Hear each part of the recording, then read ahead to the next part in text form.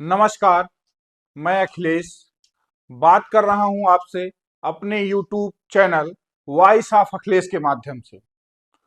सावधान हो जाइए, सतर्क हो जाइए, समय रहते समझ जाइए। विपक्ष नहीं तो लोकतंत्र नहीं। सरकार विपक्ष को नहीं, लोकतंत्र को खत्म करना चाहती है। बिना विपक्ष की सरकार तानाशाह होती है। तानाशाह देश के साथ वही सलूक करता है जो हिटलर ने जर्मनी के साथ किया था। मूर्ख मत बनिए, लोकतंत्र बचाइए, वरना आप भी नहीं बचेंगे। मोदी सरकार ED, CBI, SBI, income tax जैसी सरकारी एजेंसियों का दुरुपयोग करके विपक्ष को खत्म करना चाहती है। क्या इन एजेंसियों का इस्तेमाल सिर्फ विपक्ष को तोड़ने के लिए ही किया जा रहा है? लोकसभा चुनाव के नजदीक आते ही झारखंड के मुख्यमंत्री हेमंत सोरेन को ईडी पहले सीएम पद से इस्तीफा दिलाती है, फिर उनको गिरफ्तार कर लेती है। तो कभी मुख्य विपक्षी दल की कांग्रेस मजबूती से चुनाव न लड़ सके, इसलिए चुनाव को मद्देनजर रखते हुए उसके सारे बैंक अकाउंट को इनकम टैक्स द्वारा फ्रीज कर दिया जाता है। जब हार का डर फिर भी कम नहीं होता है, तो दिल्ली के मुख्यमंत्री को लगातार कुछ महीनों के अंदर यानी 2 नवंबर को पहला और 17 मार्च को लगातार 9वां समन भेजती है और कल यानी 21 मार्च को 10वां समन लेकर पूछताछ के बहाने दिल्ली के मुख्यमंत्री केजरीवाल के घर पहुंचती है और उनके पूरे घर को सर्च करती है। यहां तक कि केजरीवाल के मोबाइल को भी जब्त कर लेती है। जब कुछ नहीं हाथ लगा तो दिल्ली के मुख्यमंत्री अरविंद केजरीवाल को करीब 10 बजे रात में गिरफ्तार कर लेती है। आपको बता दें, केजरीवाल मुख्यमंत्री रहते हुए गिरफ्तार होने वाले पहले मुख्यमंत्री हैं।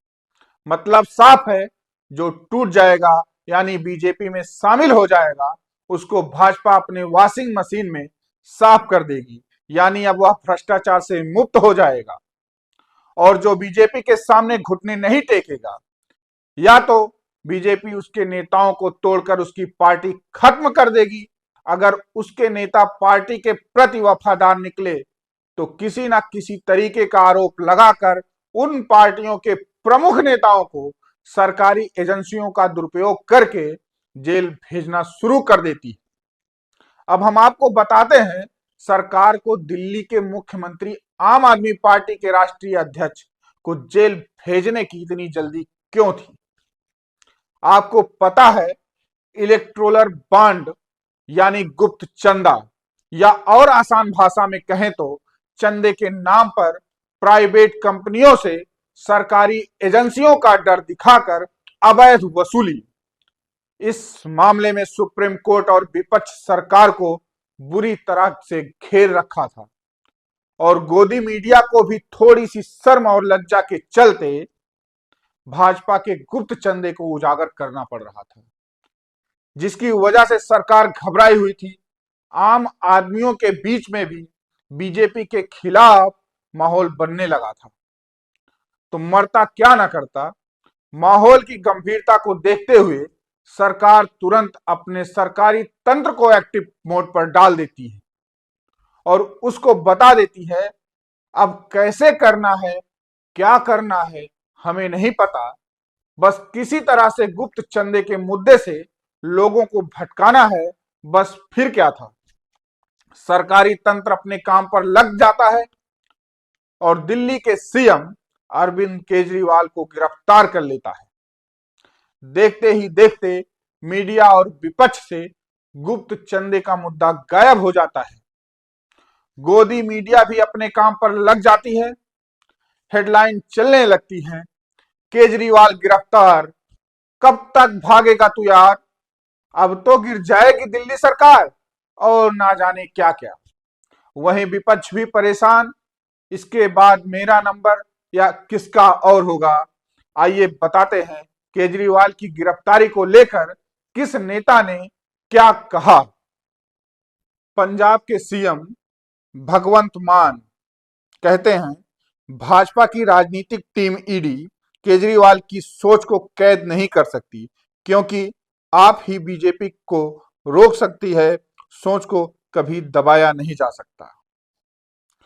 उत्तर प्रदेश के पूर्व मुख्यमंत्री अखिलेश यादव कहते हैं, जो खुद हैं शिकस्त के खौफ में कैद, वो क्या करेंगे किसी और को कैद।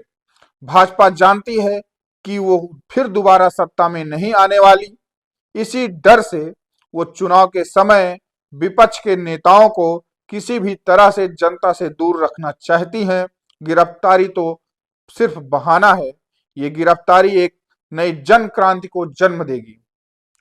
राहुल गांधी कहते हैं, डरा हुआ तानाशाह एक मरा हुआ लोकतंत्र बनाना चाहता है। मीडिया समेत सभी संस्थाओं पर कब्जा, पार्टियों को तोड़ना, कंपनियों से हफ्ता वसूली, मुख्य विपक्षी दल का अकाउंट फ्रीज करना भी असुरी शक्ति के लिए कम था, जो अब चुने हुए मुख्यमंत्रियों की गिरफ्तारी भी आम बात हो गई है। इंडिया इसका मुंहतोड़ जवाब देगा। प्रियंका गांधी कहती हैं, चुनाव के चलते दिल्ली के मुख्यमंत्री श्री अरविंद केजरीवाल को इस तरह से टारगेट करना एकदम गलत और असंवैधानिक है। राजनीतिक का स्तर इस तरह से गिरना न प्रधानमंत्री को शोभा देता है, न उनकी सरकार को। अपने आलोचकों से चुनावी रणभूमि में उतरकर लड़िए, उनका डटकर मुकाबला करिए, उनकी नीतियों और कार्यशैलियों पर बेशक हमला करिए। यही लोकतंत्र होता है। मगर इस तरह के देश की सारी संस्थाओं की ताकत को अपने राजनीतिक मकसद को पूरा करने के लिए इस्तेमाल करना, दबाव डालकर उन्हें कमजोर करना लोकतंत्र के हर वसूल के खिलाफ है। देश के विपक्ष की सबसे बड़ी पार्टी कांग्रेस के बैंक खाते फ्रीज कर दिए गए हैं।